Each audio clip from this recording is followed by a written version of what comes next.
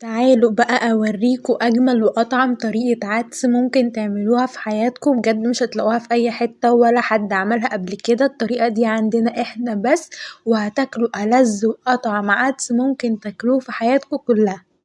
هنجهز بقى مع بعض حبة طماطم كده و5 فصوص توم وربع كيلو لسان عصفور، وهنجيب بهارات زي الفلفل الأسمر ال7 بهارات، الملح، الكاري، الحاجات الحلوة دي، ومعانا حبتين بطاطس ومكعب مرقة وبصلة كبيرة وكوساية وشوية بطاطا وجزرة.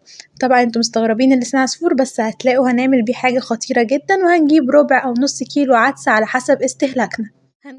هنبتدي بقى نقطع كل المكونات اللي انا قولتها دي حلقات، لازم نقطعها صغيرة يا جماعة، مينفعش نستخدمها كده. هنقطع البطاطس والجزر والبطاطا والطماطم والبصل والكوسة كلهم على شكل حلقات صغيرة كده، لازم يبقوا قطع صغيرة معانا، مينفعش خالص ان احنا نقطعهم قطع كبيرة او نحطهم زي ما هما كده، مش هيساعدونا خالص في اي حاجة، لازم يبقوا قطع صغيرة.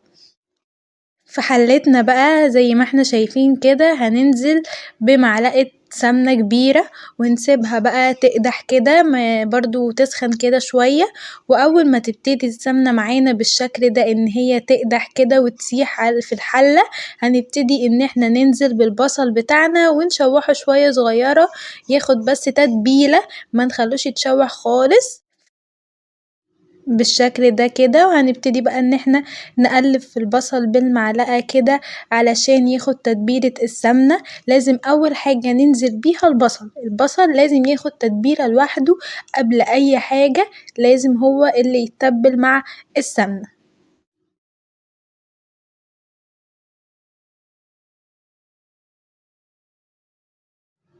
نفضل بقى سايبينه يتبل بالشكل ده، وبعد ما التبل وصل للون ده هننزل بقى بكل القطع اللي احنا قطعناها، البطاطس والبطاطا والكوسة والجزر وكل حاجة هننزل بيها كده مع البصل زي ما احنا شايفين. كل المكونات هتنزل تتشوح مع البصل، بس لازم زي ما قولتلكوا اول حاجة نحطها البصل.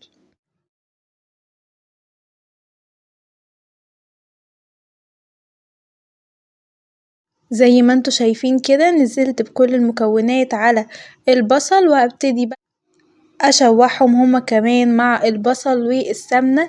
وبعدين هنزل بقى الطماطم اخر حاجة بنزل بيها على المكونات بتاعتي، يبقى انا بنزل بالبصل الاول وبعدين الجزر والبطاطا والكوسة والبطاطس، وبعدين بنزل بالطماطم بتاعتي، وبعد ما تتبل انزل بالعدس بتاعي زي ما احنا شايفين كده، وقلتلكوا ربع او نص على حسب استهلاكنا وعلى حسب الافراد اللي هياكلوا.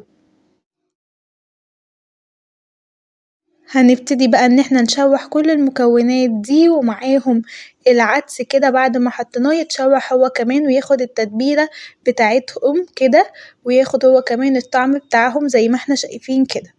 وبعدين بعد ما يتبلوا كلهم هنزل عليهم بشوية مية مغلية، لازم المية تبقى مغلية في الكاتل او اغليها في اي حاجة عادي، وانزل بيها على المكونات بتاعتي بالشكل ده، واقلبهم كده قلبة واسيبهم يتسلقوا.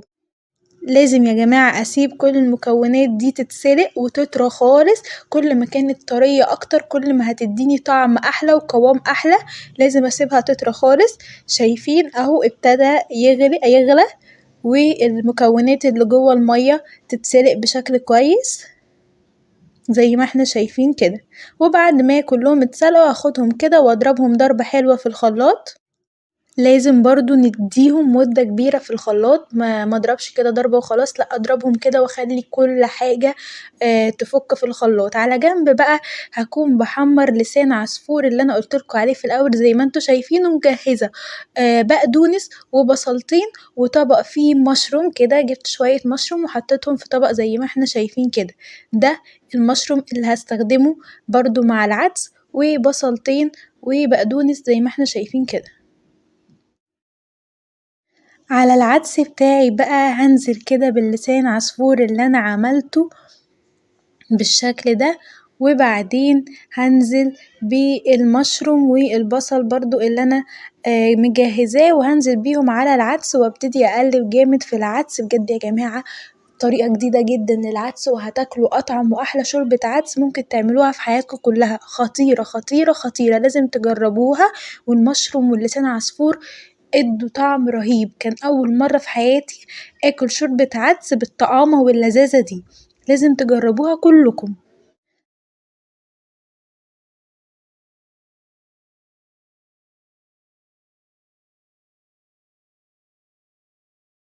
شايفين بقى الجمال والقوام بتاع العدس بتاعنا طالع تحفة تحفة تحفة تحفة.